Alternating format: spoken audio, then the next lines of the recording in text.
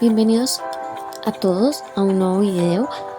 Hoy vamos a hablar sobre el libro de la filosofía de la educación de Jerry Espinosa Rivera y Jorge Celedón Solano, una obra clave para entender todas las ideologías filosóficas y cómo éstas han modelado la educación a lo largo de la historia.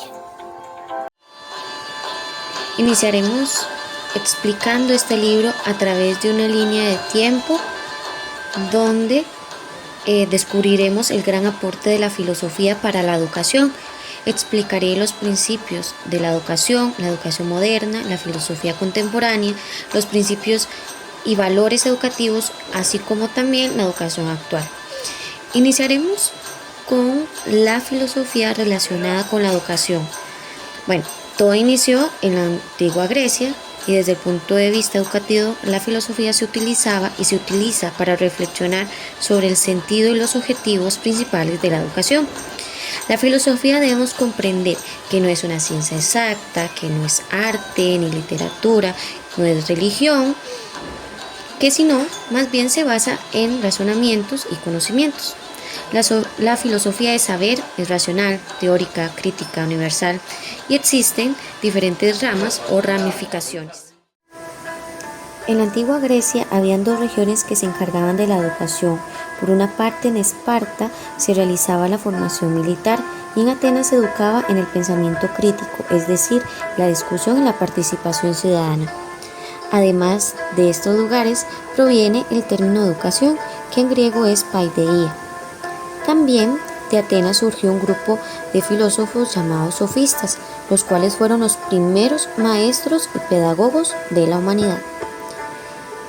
En esta etapa histórica se llama arcaica y durante este periodo de educación consistió en cultivar artes como la mimesis, que quiere decir criticar o interpretar la realidad de diversas formas, la poesía y la repetición como método de aprendizaje.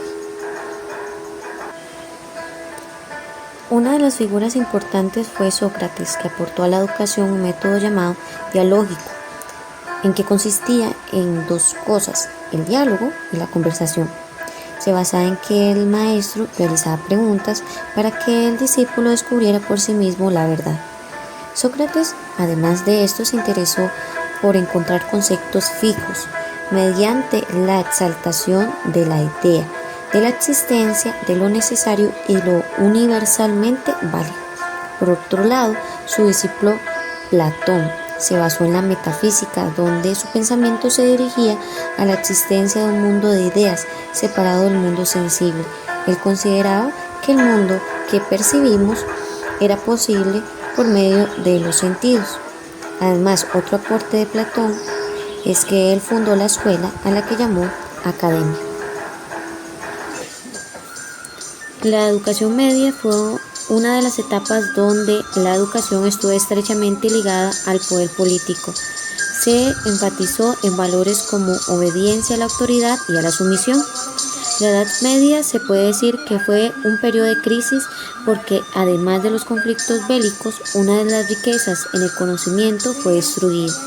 Así es, hablamos de la Biblioteca de Alejandría, que era una especie de academia o centro de investigación con salas de estudio, un museo y hasta un zoológico. Cabe resaltar que este periodo se vio marcado por el clericalismo y el teocentrismo.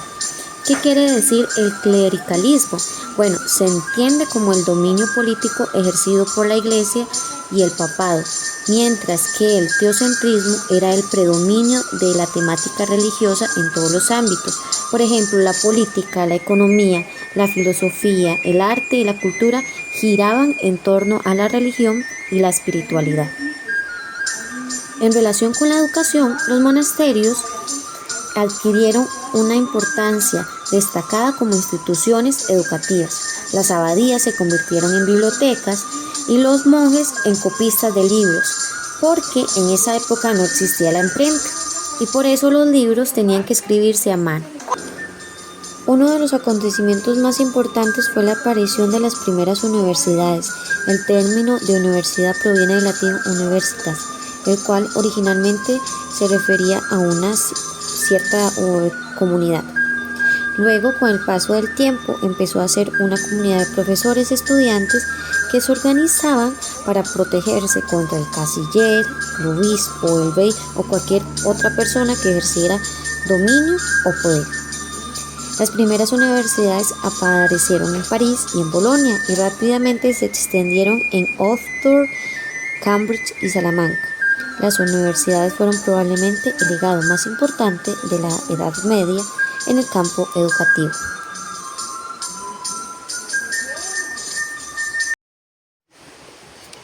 Educación moderna. Examinaremos las principales teorías educativas y corrientes pedagógicas modernas, es decir, aquellas que surgieron en el siglo XVIII y XIX, cuya herencia sigue siendo enorme. Durante este periodo, la inmensa mayoría de la población no tenía acceso a ningún tipo de enseñanza formal. Su educación se limitaba a información técnica dirigida en la producción artesanal y la educación universitaria estaba reservada para un pequeño grupo privilegiado. En este periodo histórico surgieron diferentes movimientos, acontecimientos, tales como el Renacimiento, la Reforma Protestante y la invención de la imprenta. El Renacimiento, que surgió en diferentes partes de Italia en el siglo XV y XVI, lo que propone es el retorno de los ideales políticos y estéticos de la antigüedad clásica. En el Renacimiento se reivindicaba el bienestar del ser humano. Surge así el humanismo como una corriente que sostiene que el fin último de todo conocimiento es mejorar la vida de los seres humanos. En relación con la educación, el ideal de la enseñanza renacentista es el sabio humanista. Luego, la Reforma Protestante, que inició en Alemania en 1517 por Martín Lutero, que indignado por la venta de indulgencias y la corrupción de la Iglesia, un aporte que tuvo a la educación es que atribuyó a que se extendiera más la alfabetización.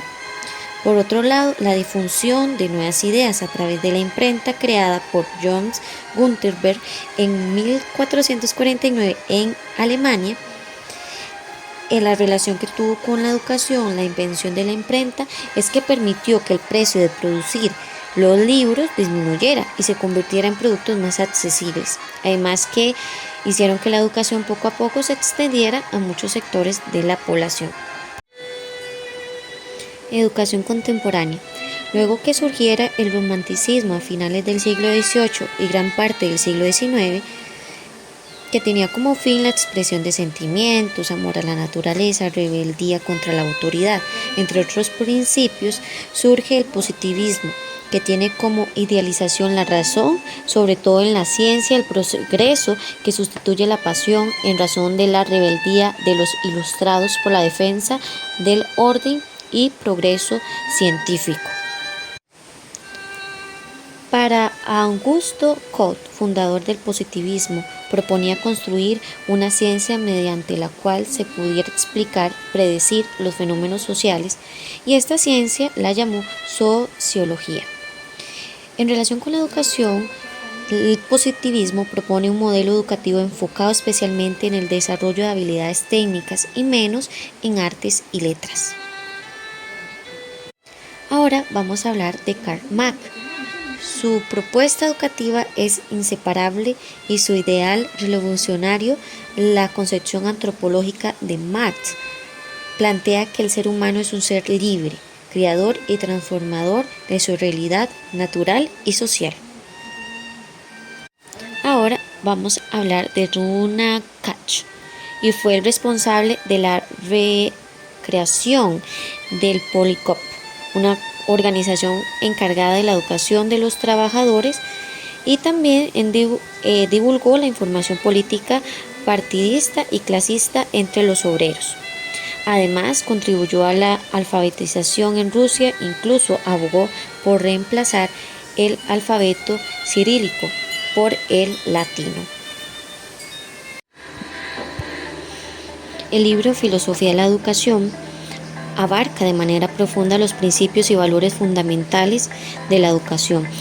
Pudimos observar y conocer los fundamentos filosóficos de la educación, como los orígenes y la evolución de la filosofía educativa, así como la función de la educación en vista como un proceso que va más allá de la transmisión de conocimientos, sino que también tiene ese componente formativo que incluye e influye en el desarrollo integral de los estudiantes.